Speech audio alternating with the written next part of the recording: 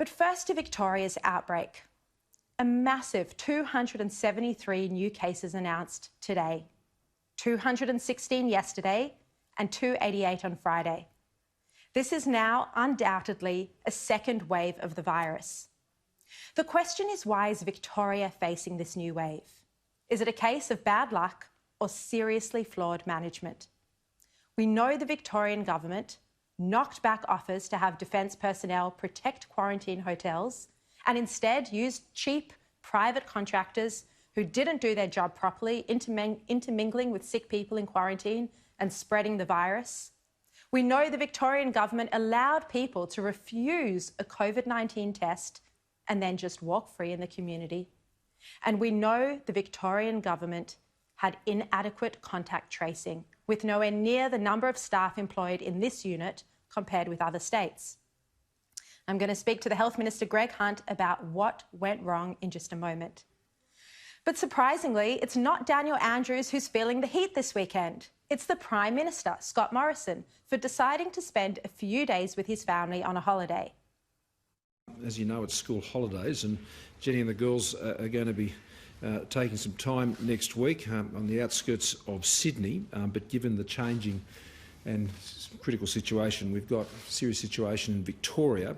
I will not be joining them for that full time. I also won't be standing aside from the tasks I have each day. We have the capacity now with technology where I can be with them where they are and at the same time continue to take the briefings and the calls and meetings that I need to do. And then the Prime Minister went to the football last night to support his team, the Cronulla Sharks. Morrison is now under immense political pressure, not Daniel Andrews, the man ultimately responsible for the outbreak in Victoria. Channel 9 and television host and singer David Campbell said, "I'm dumbfounded and disappointed that the PM has taken a week off. I have hesitated criticising all the leaders." Oh, I'm sure they're relieved about that, David. "I've hesitated criticising all the leaders. There is no roadmap for what we are living through. This is so tone deaf. It's Hawaii 2.0. Essential workers are not having a holiday. People lost their jobs." Then another commentator, Jamila Rizvi, said, "Pretty sure I tweeted exactly this during the horrifying bushfires at the beginning of this year, but for the record, I'm all for work-life balance, but if you want to be Prime Minister, maybe don't go on holiday when people are dying and you could be helping."